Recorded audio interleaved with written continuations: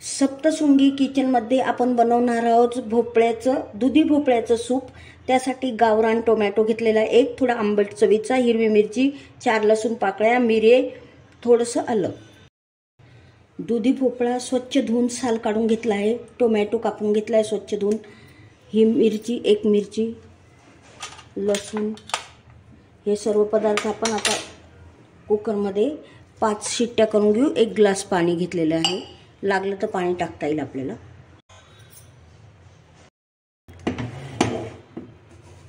आता आपला दुधी भोपळा व्यवस्थित शिजून झाला आहे, त्याला आता कुकरमधून काढून घेते।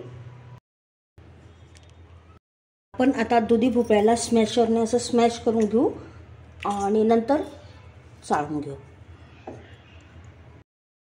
आता स्मॅशरने आपण असं स्मॅश करून घेतलेलं आहे।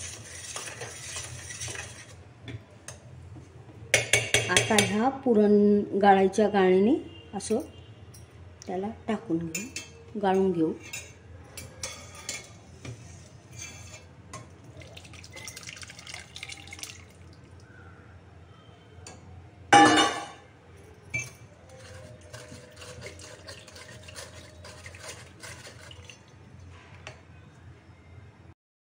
आता व्यवस्थित आपलं स्मॅशरने स्मॅश झालंय। तुम्हाला जर आणखी अर्क काढून घ्यायचं असेल तर थोडं 1-2 घोट पाणी टाकून घेऊ शकता। आता चौथा बाजूला काढून घेतलेला आहे, तो बाजूला ठेवून देऊ। आता हे आपलं सूप ओतून घेऊया दुधी भोपळ्याचं।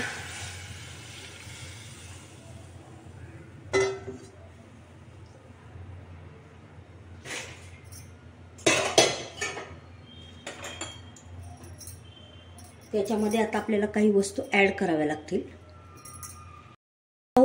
एवढीच नसते, त्यामुळे मी थोडंसं आंबट टोमॅटो टाकून घेतला होता। आता थोडं चवीसाठी थोडं मीठ टाकते,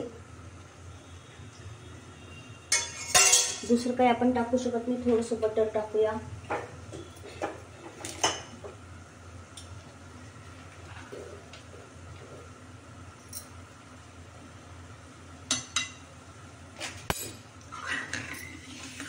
आपलं सूप खूप पातळ पण नाही, घट्ट पण नाही, आणि थोडं आपण 4 मिनिटं त्याला आता उकळू देऊया।